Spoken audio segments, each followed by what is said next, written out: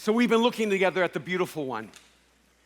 We've been journeying through the life of Jesus, specifically when he encounters individuals, because there's so much you can learn about a person, not only by the conversations they have, but the people they choose to have them with. And certainly in the time of Jesus, what they expected from him was that he would elevate his status by having conversations with the right kind of people. But Jesus always seemed to miss the mark on that.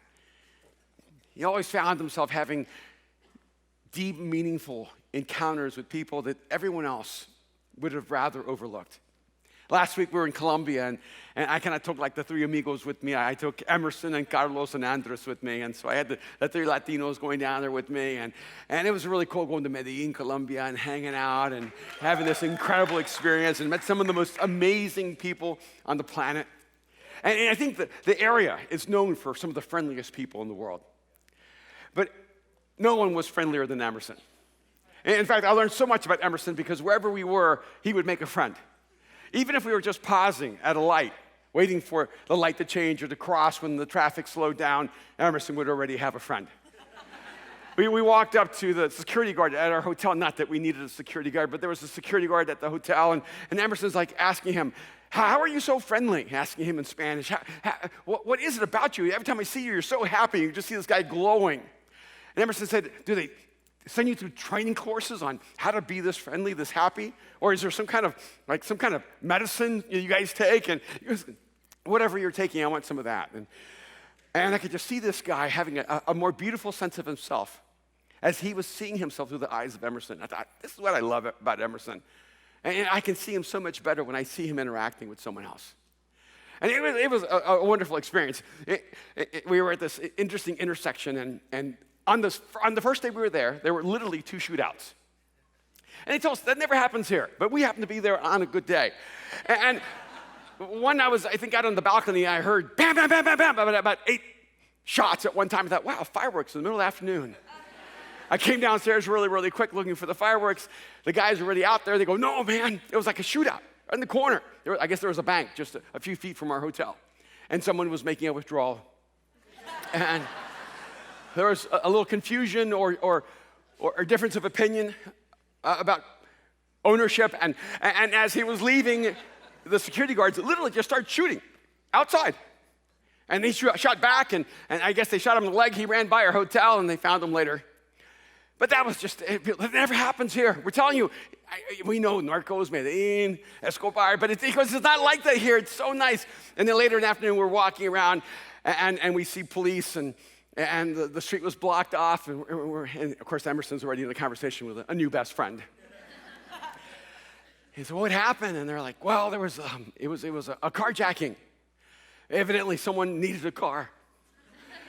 And they saw a BMW, and they thought that car would suffice. And it didn't seem to bother them that the owner was already in the car, so they jumped in the car, but the owner pulled out their own gun and started shooting the person who got in the car, and there was this gun battle. And I think in Medellin, if you're the criminal, you're the one that's in danger. And it was this amazing moment to interact with people that we might have never met. And one of the beautiful things about Jesus is that if he had only spoken to those who had high status and those that were expected, they would have never seen an aspect of God that's so essential, that makes him actually more beautiful and compelling. That's what we find in John chapter 9, beginning in verse 1. John writes, as he went along, speaking of Jesus, as he went along, he saw a man born blind from birth. His disciples asked him, Rabbi, who sinned, this man or his parents, that he was born blind? Neither this man nor his parents sinned, Jesus said.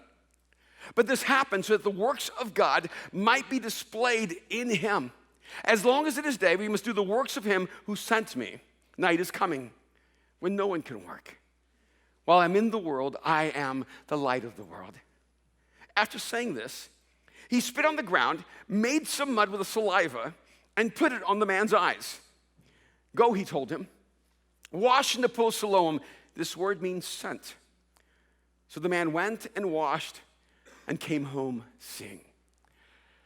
I think this particular encounter in the life of Jesus is apropos for our theme, the beautiful one.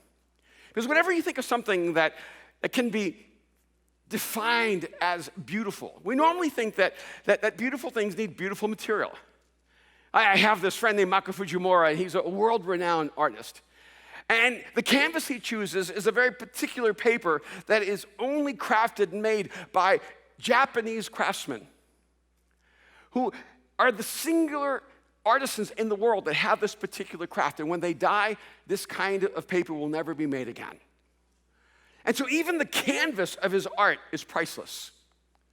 And then when he begins his work of art, he uses precious minerals like gold. And he breaks down those minerals that by themselves are precious, and he turns them into the texture and colors of his art. And then he adds his own creativity, artistry, his own genius. And it shouldn't surprise us that his paintings sell for 6 figures and hang in some of the most prestigious places in the world. And it makes sense to me that something so beautiful would come from beautiful material. We're not surprised when beautiful things come from beautiful material. We're not surprised that David Beckham and Victoria Spice Girl Beckham have beautiful children. You shouldn't see photographs of their kids and go, wow, how did that happen? You just look at him and go, yeah, that's how that happened. You look at her and go, it's just not right. And they actually seem like really nice people on top of that, and that even bothers me more. They have these beautiful children because beautiful things create beautiful things. Although I did see this on Overheard in LA. I don't know if you follow it.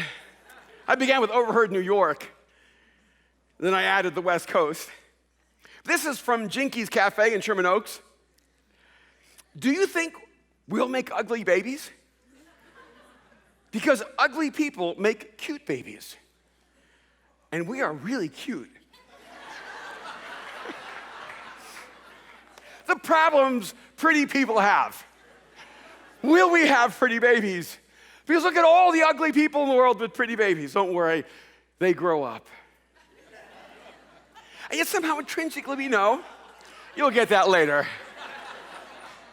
Somehow we know intrinsically that beautiful things create beautiful things. Which is what I love about Jesus, is that he is the one who can take those things we consider to be hideous, those things that we consider to be broken and useless and worthless.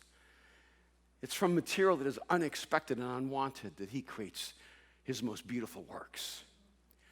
This is the kind of moment we find here. I love how John says, as he was going along, as if Jesus was simply meandering through life. Jesus was never arbitrarily going anywhere. But as he went along, it says, he saw a man blind from birth. And it's important that John notes that Jesus begins what's about to happen. It's Jesus who sees this blind man. I have a suspicion that for everyone else, this man would have been invisible. The fact that Jesus saw him prompted what was about to happen.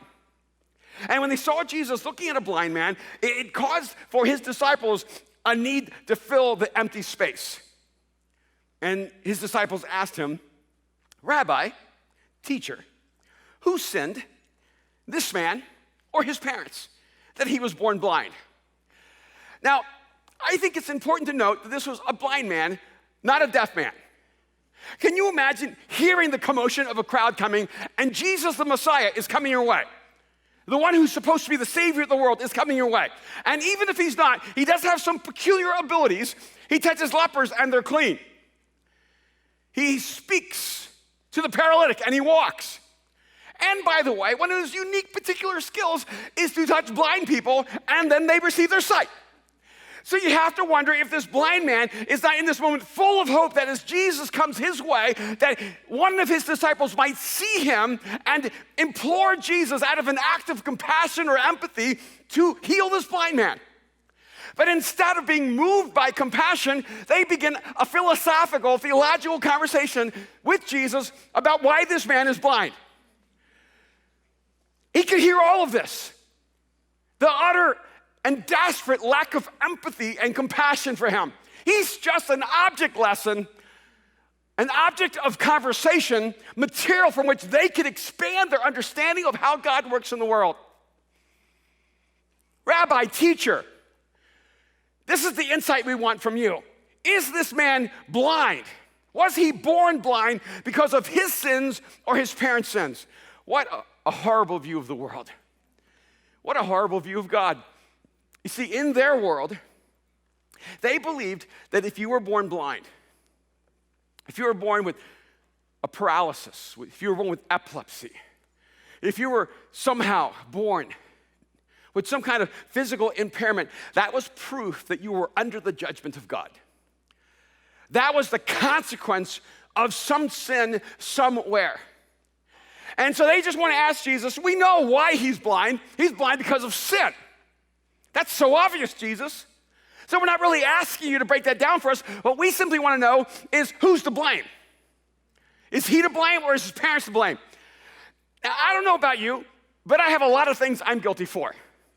There are a lot of things I'm actually absolutely to blame.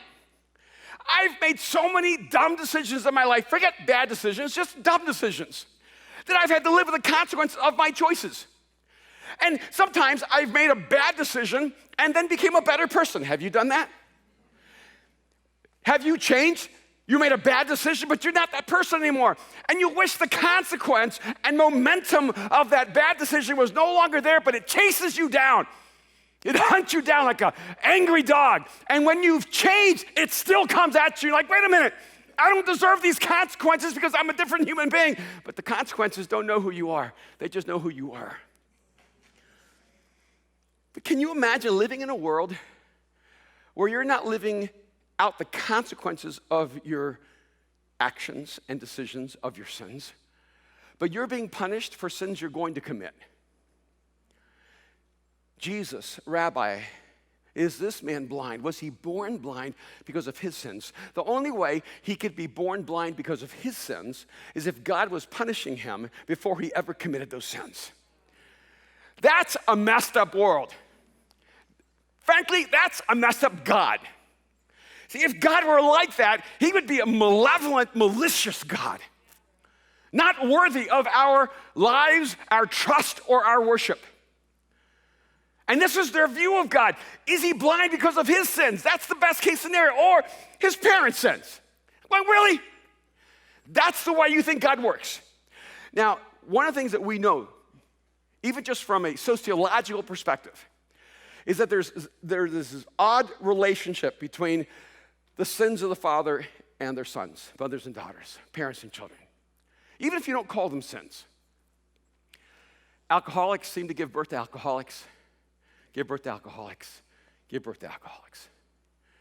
Abusers abuse and create abusers who abuse, create abusers who abuse. Rage gives birth to rage, gives birth to rage, gives birth to rage. And some of you, you know what it's like to have had something passed on to you that's a darkness that you never chose. It seemed as if it chose you. But this is not what they're talking about. They're going to something far deeper. See, is this because of the sin of their fathers? See, what they're actually asking Jesus, did God punish him because of his own sins or his parents' sins? But I have enough sins to be punished for, to not be punished for my parents' sins. Now, some of you grew up in great families. I'm so happy for you. We're glad you're here. I know it's hard for a lot of you to believe this, but there are people who come from healthy families. They're mostly from the Midwest, but they're out there. They're out there. There's a mom and a dad. They're like brothers and sisters, and they actually like each other, and they love their kids. They don't consider them like a curse. They feed them like every day. They buy them clothes and send them to school and help them with their homework. I know. Go with me just for a minute. Suspend belief. This is out there. I'm telling you, this exists. There are families that are just incredibly beautiful. And if you were born in one of those families, you have a huge advantage on the rest of us. We may all have the same finish line in the same race, but we did not all have the same starting line. And if you were born into a family that had privilege or had worked so hard, they had wealth or had really disciplined themselves and had an incredible foundation of life, you should just celebrate the fact that you didn't start where everyone else started. You shouldn't consider that a deficit to who you are. Don't let other people make you feel badly about the legacy your family has passed on to you. Celebrate that. But then there's the rest of us. And I can tell you that I did not get a head start. If there was a race, my family couldn't even see the starting block. And they put a boulder on my back and said, "Run!" And I'm like, "Thank you, Dad. Appreciate that, Mom. We're going to keep moving forward." And sometimes it feels like I'm living the consequence of my parents' sins.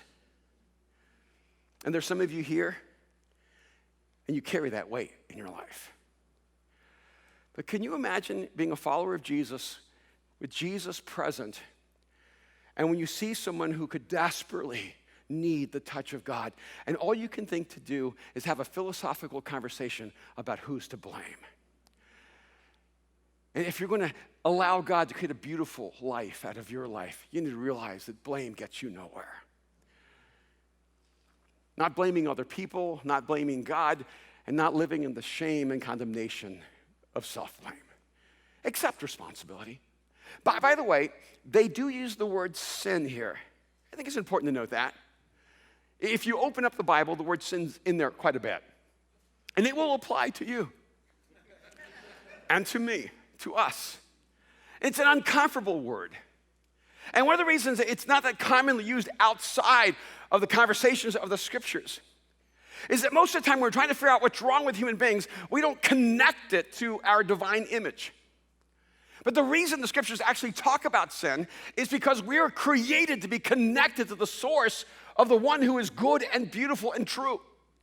And when we're disconnected from him, we become what we were never created to be. I can tell you, I've been married 32 years, which is awesome. You can applaud that. To my amazing wife, Kim. And you know, there's 7 billion people on this planet. I don't know them all, but I know a few hundred, maybe a few thousand, and humans are really complicated. I find myself offending humans all the time. I find humans to be incredibly difficult to interact with. I don't know about you, but humans are really touchy, very easy to hurt. But you would think after 32 years, I could actually figure out one human. See, I'm not even overly ambitious. I'm not even trying to understand all of you. I'm just trying to understand one human being that I'm married to. After 32 years, I still can't get this thing right. I'm still saying things like, "I'm so sorry, honey. I didn't mean to do that. I don't know why I said that." And the problem is, I know why I said it. I don't know why I said it.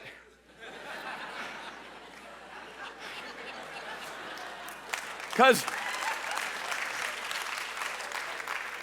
I was thinking it so many times where I didn't say it and I held it in and I knew not to say it, then it just leaked out.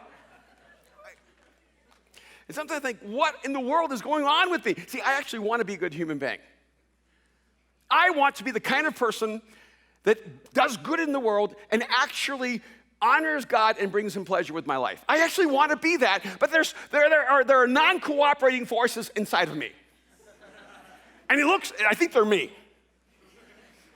But they don't even cooperate with me. I'm like, "Stop it!" See, there's something broken inside of me. And we keep trying to figure out where the blame is. And I want you to know that whenever the Bible talks about sin, it's not there to give blame, it's actually to give healing. See, it's not a condemnation, it's a diagnosis. But for his disciples, it was a condemnation. How is it that Jesus' response to this didn't change the church? It didn't stop the church from becoming an institution of judgment and condemnation. "Rabbi, who sinned, this man or his parents, that he was born blind? Neither this man nor his parents sinned," Jesus said. I love this about Jesus. They gave him 2 options, and Jesus said, There are always more than two options, except when you're voting for president.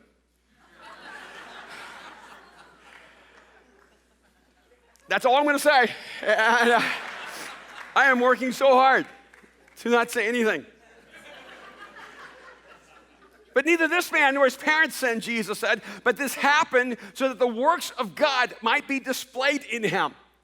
See, I love this. They're focusing on who's to blame. But Jesus is sort of moving them, saying, blame gets you nowhere. What I want you to realize is that what you see as the problem is actually the potential. See, they had been taught that this man's blindness was proof that he had been abandoned by God, that he was rejected by God, that God would never use him. And Jesus saying, you need a new perspective on this. You need to see the beautiful thing that God wants to do, because you think this is proof that God would never be with him, but this is the proof of where God is going to meet him. And what Jesus is actually saying to them, yes, God is telling a story. See, God is writing a story in human history. But the message is in the mess. And so many times we think that God wants to write a story of our life, but he can't write the story until he fixes our lives. But you need to realize that God doesn't work around the mess of you. He works right through the mess of you. He says, this has happened so that the works of God might be displayed, might be made manifest in this man's life. And there's some people who will say, see, God made this man blind. That's not at all what Jesus is saying.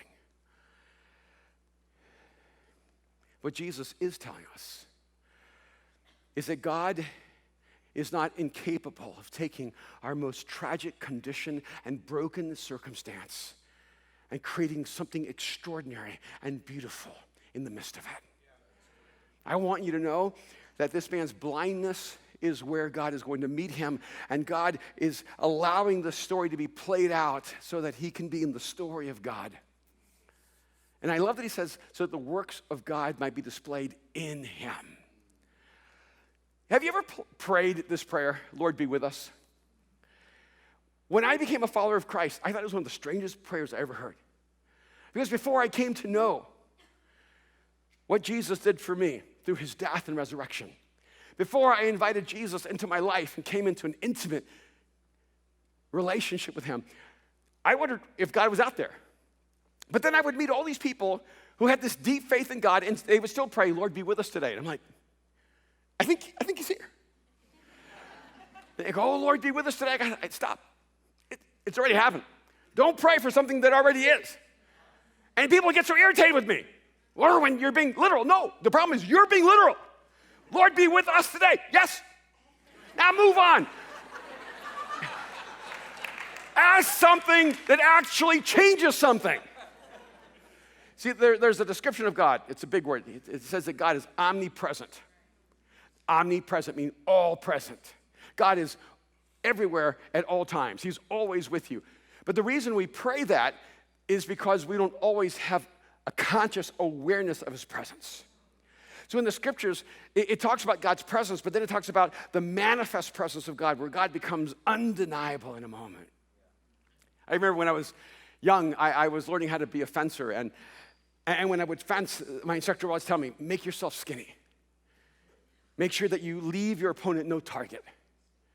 And I think sometimes it's as if God has turned sideways and we can no longer see him because he's made himself virtually invisible to us. But it's actually because we're standing in the wrong posture and cannot see the richness and denseness of God's presence in our life. And Jesus says, what I'm going to do in this man's life is going to be so powerful that no one will ever be able to deny that I have met him and that he has met me. Isn't that what we should long for? And yet we run from the material from which God can prove himself best in us. We want God to show up in our success and in our talent and in our ability, in our genius, in the extraordinary nature of who we are. We don't want God to show up in our brokenness and our frail and desperate condition. But God said, I want you to understand that I don't need you to have it all together for me to bring it all together. See, we want God to do good in our lives, but we think that God has to make us good before he does good. but he brings them both together, and he does the good while he's making us good. It's a beautiful thing. And then Jesus does a little ad lib, spoken word piece. He says, as long as it is day, we must do the work of him who sent me. Night is coming when no one can work. I am the light of the world. While I'm in the world, I am the light of the world. That's an odd thing to say, isn't it? While I'm in the world, I am the light of the world. See, he's preparing them because he's not going to be in the world soon. When he's no longer in the world in the way he is in this moment, we would become the light of the world. And after saying this, he spit on the ground and made some mud with the saliva and put it on the man's eyes. Go, he told him, wash. Most of the time, when Jesus does something, the immediate intuitive response is, yep, that's something Jesus would do. But this is not one of those moments. This is one of those moments that if it wasn't Jesus, you'd go, Jesus wouldn't do it that way. But it's Jesus, so it's a little confusing. You remember that old saying, what would Jesus do? This would be one of those moments where the disciples would be like, whoa, Jesus, what would Jesus do? I don't think he'd do it like this. And Jesus would go, I think Jesus would. See, because this is a moment that doesn't seem to match the compassion and tenderness of Jesus. This is a moment where it feels as if Jesus is humiliating a man who's already desperate. It says that he spat on the ground, and he took the spit, and he took the dirt, and he made mud. And then he put it on the man's face. And this blind man stood in a moment where all of his dignity was lost. And all Jesus said to him was, go and wash. Last week we were in Colombia, and it's kind of a strange thing. I've traveled all over the world, but I pretty much avoided all of Latin America. I just tried to stay away from South America. In fact, the first place I went in South America was Brazil, where they spoke Portuguese, because I avoided all the places that spoke Spanish. And in fact, I've been all over Europe, but the one country I've never been to is Spain, because they speak Spanish there. I spent so much of my life in Asia because I wanted to be Japanese. Spent so much time in the Middle East, in Europe, in Australia, New Zealand, India.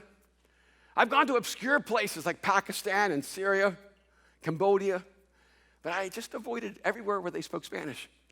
And I think for decades, I didn't even do this consciously. I did it unconsciously. But as I began reflecting on it, I realized why I had done this. It wasn't an accident. It wasn't incidental. You see, as a lot of you know, I'm an immigrant from El Salvador. Spanish was my first language. I learned English when I came to the States. But the problem is that I was 5 years old when I left El Salvador and went to Miami. And at the age of 5, I stopped having access to Spanish. So all I had was the Spanish of a 5-year-old with the soul of a Latino, but the language of Lat. Notino. And to add a more difficult scenario, my mom remarried an American who did not speak Spanish. And so he did not like when me and my brother spoke in Spanish because he thought we were saying things about him. We were, but what's the point of being bilingual if you can't do that? And so we were forbidden from speaking Spanish in our home. But I did not want to lose my Spanish because my grandparents lived in El Salvador, and I wanted to hold on to my culture and my language, but I was 5. And so I actually signed up in elementary school on my own initiative to take a Spanish class. But the problem is we're from El Salvador, and our teacher was from Cuba. And my mom did not like the way Cubans spoke Spanish. So I came home speaking Cuban Spanish, and she said, where'd you learn that? I said, in school. And she made me drop that class the next day because she would rather have me learn no Spanish than the wrong Spanish. So I lost my language. And then I was 8 years old. I was in El Salvador for one of the last times, and my grandfather, who I love so much, but he was a tough man, he ridiculed me for not speaking Spanish. I'm 8. I have no control over my life. He's like, qué sinvergüenza. Olvidaste su español, es like su idioma. By the way, that translates into, you're shaming our family because you've lost your language. How could you lose Spanish? I'm 8. And I understand they wanted us to transition to this new culture, to speak English without an accent. I could never understand that. My mom still speaks with an accent. But I lost my accent because I was told not to speak English with an accent. I couldn't get it when I came to LA. 5th generation Latinos here who do not speak Spanish, but they speak English with an accent. I don't get that. It's like, bro, like, what's the deal? You know, pick a language and get it. But part of the reason I avoided all Latino section of the world is because I didn't want them to know what I'd become.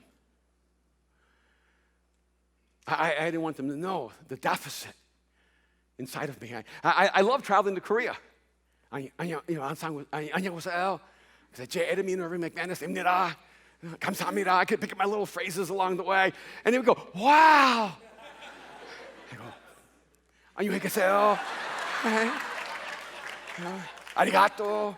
So I love going to Japan, picking up my little Japanese, go, ooh.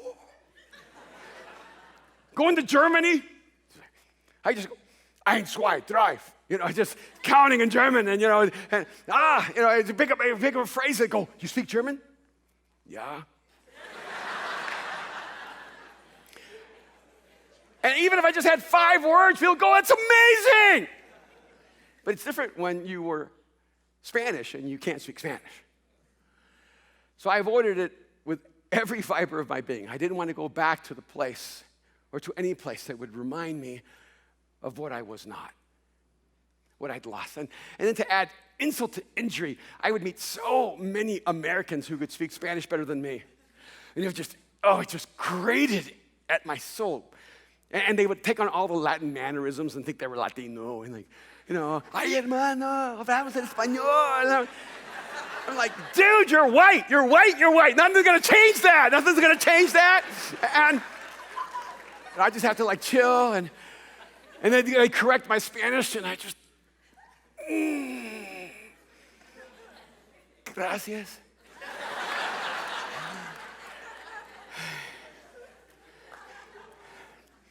So then we're in Colombia. And the first day I'm speaking there, I have my translator. It's so humiliating having a Spanish translator. See, I don't know how this happened. I know I should only have the education of a 5-year-old in Spanish. But when I was in my 20s, somebody gave me a Reina Valera Spanish Bible. It's like a King James version, Shakespeare, Latino Shakespeare. And the first time I opened the Bible, I could read Spanish fluently. And I didn't know how. I'd never studied one word in Spanish in my life. And I felt as if God had just opened up my mind and I could read anything. But I couldn't speak. And so here I am in Colombia with my translator, and I'm saying a line, he's saying a line, but I understand everything he's saying. And it's so irritating. I mean, it was just so boring to hear myself through a translator and going, come on. And then I think to myself, that's not what I said. You said something different than what I said. But he's a translator, so he's translating, he's great. And so I just lived with that the first day. So humiliating. Then the second day there was a Q&A. It was only 300 people, it didn't matter. It wasn't a huge group, it was pastors and leaders. Like, it didn't matter. They would have been so respectful. And anything I said in Spanish, they're like, ay, vámonos hermano. I just go, Cristo vive. They go, ah, qué bien. And I could say anything. You just take one little phrase and they go, ay, qué bien. And so I did this Q&A for like an hour in Spanish. And my translator sat next to me, but I never used him. I thought, okay, I can do Q&A. Except later I realized that when I said Q&A in Spanish, it's not Q&A. But then the conference shifted to like 7,000 people. He's like, yeah, we're not going to go there. And I said, I need my translator.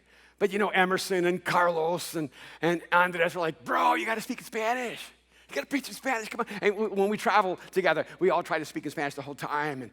And I do the best I can, and they kind of help me along the way. But like, come on, bro, you got to do this in Spanish. And I'm like, yeah, no, I don't, not yet. I kept saying, I'm almost there. I kept saying, but I'm not yet. Soon, one day. But not today.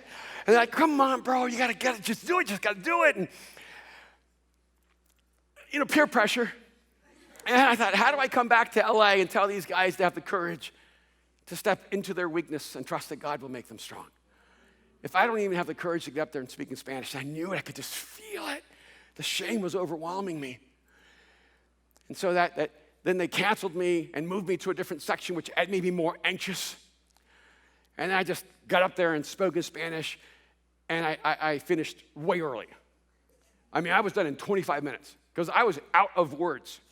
I used all the words I had in Spanish, and they're like, whoa, you're short. And I go, yeah, I was done. You can only say the same thing so many times that you were like, wow, that's it. So I literally just like dropped the mic, walked off. They're like running up there because I left the stage empty. They're like, 25 minutes, I did this. And it was okay. But the people were so excited that I was speaking in their own language, in my own language. But then I had to speak one more time the next night at the big giant rally where they're jumping up and down and the music is insane and the people before me are just preaching and everyone's cheering, and then I'm literally going, I can't do this. And I said, I'm going to go back to English. And I think it was Emerson said, bro, you can't go back. I'm like, bro, I'm going back. I'm just like, watch me, I'm going back. I'm going into my time machine. They're like, no, bro, you can't go back. They already heard you in Spanish. You can't go up there with the translator. I said, hi, I need some like Jesus Red Bull, adrenaline injection into my heart. So I called my beautiful wife, Kim, because, we've walked together for 30 plus years. And sometimes you need like that soul person that just helps you with the faith that you don't have. So I said, honey, I preached in Spanish. She goes, why?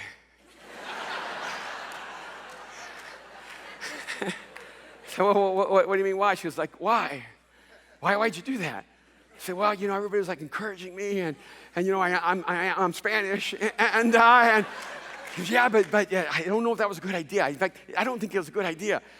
And I said, well, I think it went okay. I mean, I understood me, and I said, I got to speak one more time tonight. It's like huge, thousands and thousands of people, and I'm a little nervous, and I'm thinking, should I speak in Spanish? She goes, don't do it. And I said, what? She goes, don't do it. Okay, maybe this is like reverse psychology. Don't do it. I'm gonna do it. But that's not what she meant. It was like she was more like, don't do it. Don't do it. And I said, why? And she said, the message is too important. Don't lose the message for the translation. So you have Javier, you have Emerson, you have Carlos, you have Andres. Let them translate. I hope it goes great. Click.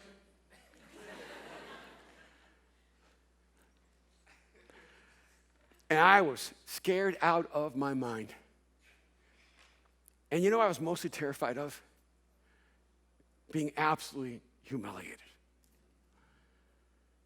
Finding myself in front of thousands of people, and they would discover how inadequate I am. You see, there's so many times in my life where I feel like I'm just spit and dirt. Not precious material. I'm just spit and dirt, and the best hope I have is that Jesus can take me in his hands and turn me into mud and use that mud to do something I could never accomplish alone. See, I wondered for so long, why did Jesus do that? I think it's so funny when I read theologians. They just make me laugh. They go, oh, this was not like human spit. Honestly, this is what's written. This was divine spittle, which is different than spittle. It was the spittle of God. You have to say that with an accent. And no, I don't think so. I don't think God ever spat. See, I don't think like God was in eternity creating the heavens and the earth going, nailed it. I've been watching, right? I've been watching the World Series. There's a lot of spitting in baseball. I didn't know that. They have a lot of time in between, things. They spit a lot. And I'm like, don't show the spitting. I am grossed out when another human being spits. How about you? I mean, if you have a spitting habit, don't do it around me. I'm just like, oh man, don't do that. It's just nasty. And I don't know if you know this because you may not know the context, but in the time of Jesus, spitting was nasty. And in fact, if you spat in front of someone, it was considered an act of disrespect and disgrace. You could not make a more physical statement of disdain than to spit. And Jesus chose to spit in front of all these people as he approached this blind man. And I've done some research. To create mud out of spit, you need a lot of spit. Not like dainty, chick spit. It's like manly spit, a lot of spit. To make mud, you have to spit a lot. It's a strange thing about spit. I don't know if you know this, but you have spit right now in your mouth. Just be aware of it. Like, I have spit in my mouth. I'm okay with it. And in fact, I can even swallow my own spit, and I'm all right. I'm not really grossed out by it or anything like that. I mean, I don't want to think about it too much, but, but you're swallowing your own spit all the time. It's just very natural. But what's the odd thing? The odd thing is that if you actually spit, the moment you spit, you're kind of grossed out by your own spit too. The moment you spit, you no longer associate with it. It's like, it's not mine. It's like, it's now a part of the universe, and it's not like part of who I am. And if I asked you right now, just swallow your spit. It's like, it's there, you're good. But if I asked you right now to spit into a glass, see, I don't know where your imagination is going, but if I asked you to spit into a glass until you have enough spit to have a good, solid drink, right? I'm pretty certain you're not going to drink that, but I don't even think you want to put your fingers in it. And if I ask you, no, you don't have to drink it, that's gross. All I want you to do is just put your fingers in your own spit, not someone else's spit. This isn't like washing someone else's feet. This is just your own spit thing. If I ask you to put your fingers in your spit and then just to rub that spit across your eyes, you'd be okay, right? It's just your spit. See, if you're okay with that, you are a really troubled human being. There's something wrong with you because we all know once the spit leaves, it's not yours. Can you imagine in this moment, Jesus is spitting? I don't care who he is. It wasn't like shiny angel dust God spit. It was Jesus of Nazareth spit. And he takes the spit and he takes this dirt, the two most base materials that he could get his hands on, and he turns it into mud. And remember, this guy was blind, but not deaf, and certainly not lame. If I were the blind man and I heard Jesus spitting, and I heard people going, he's spitting a lot. And he's taking dirt, and he's making mud, and he's moving toward the blind man. See, if I were the blind man, I would be going, I think I'm out. See, I think that we've had a misunderstanding of need here, and Jesus, I'll come back tomorrow, and maybe you have a different perspective on this whole thing. I'm not going to sit there and let Jesus of Nazareth put his spit and dirt on my eyes. But he waited and did not move, and Jesus came and caked that mud on his eyes,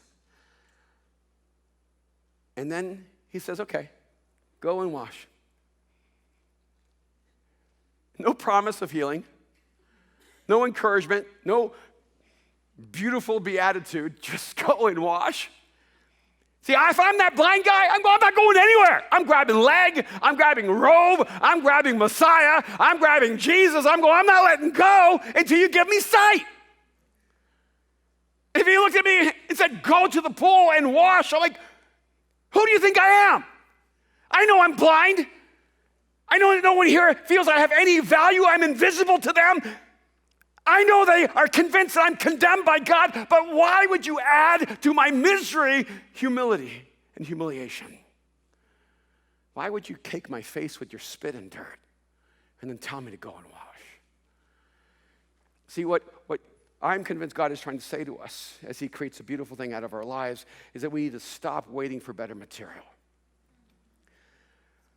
that we need to stop waiting until we get better, until we are better, or till we're what everyone else thinks we're supposed to be. We need to just recognize that we're just spit and dirt, but we can become this extraordinary mud in the hands of God that he will use to set others free and give them sight to see the beautiful all around them.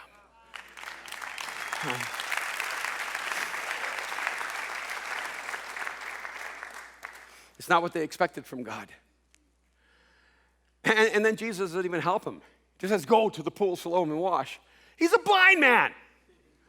I mean, he could at least delegate to someone like Bartholomew who does nothing. And say, Bartholomew, this is your chance to get in the book. Take the blind man to the pool of Siloam. It's like, I got this, Jesus. Right? Nothing. He just says, get to the pool. How do you get to the pool of Siloam when you're blind? And when you have spit and dirt kicked like mud on your eyes?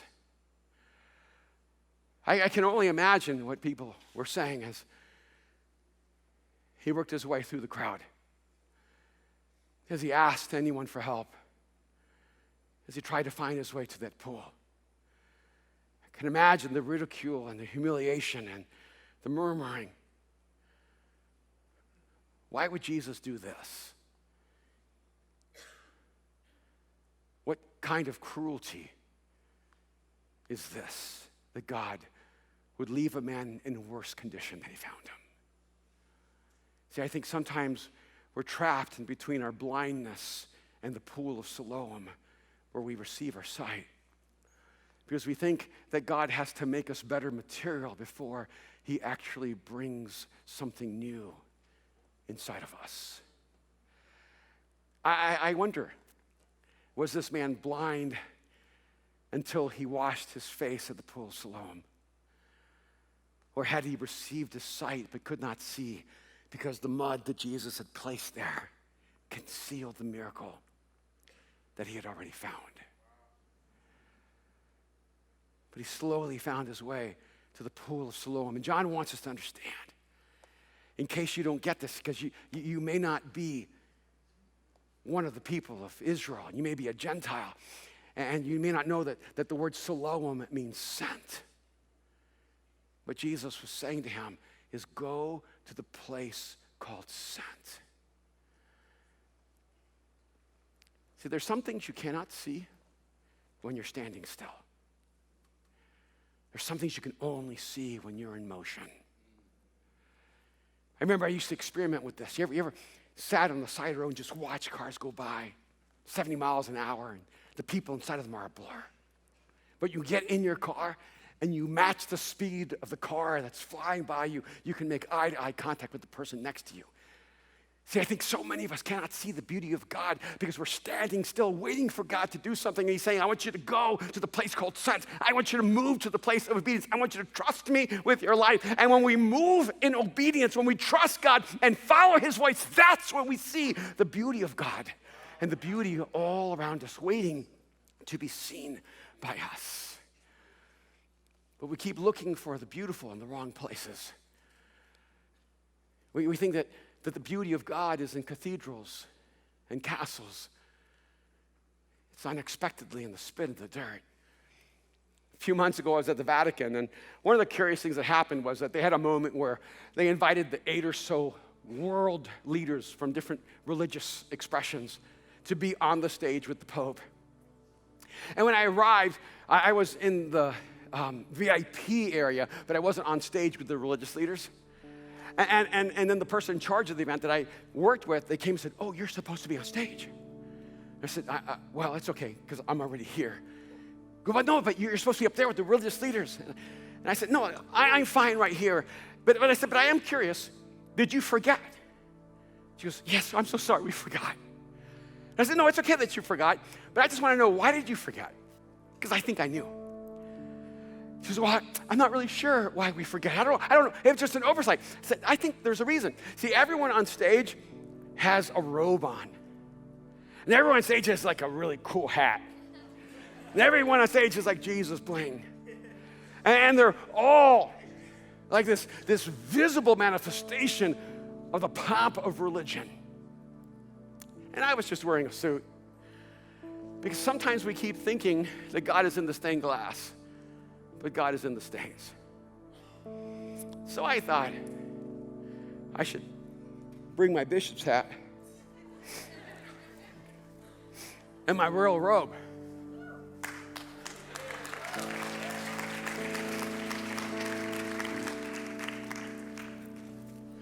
Because you know what happened to that blind man?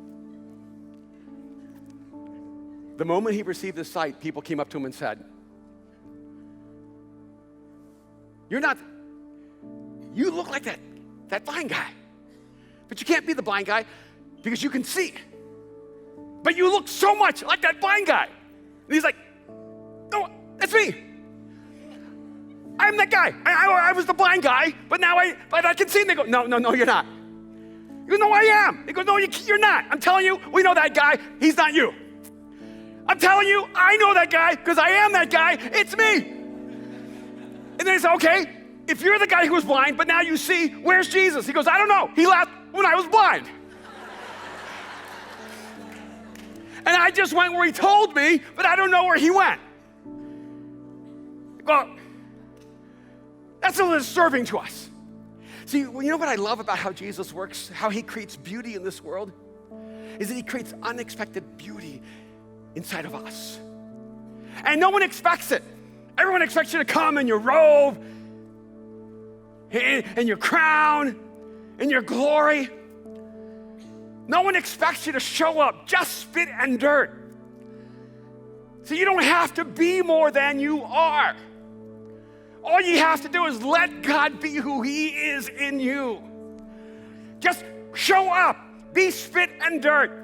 Just let God craft you, let him make his mud, put it on your blindness, give you the eyes to see the beauty all around you, and let people be confused because you're gonna show up at work.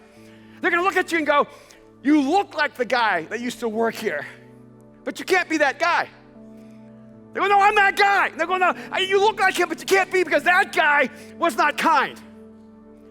That guy had an anger issue. That guy was impatient.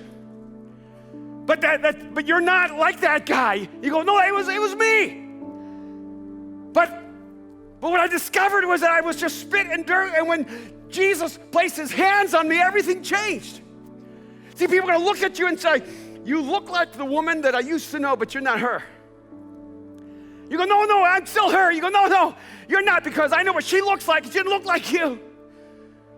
See, what Jesus wants to do is he wants to create an unexpected, surprising beauty in you that confounds the world and confuses everyone. The beauty that you're looking for can only be found in a place called sent. That place of obedience. That place where God created you to be, where you could reflect him best.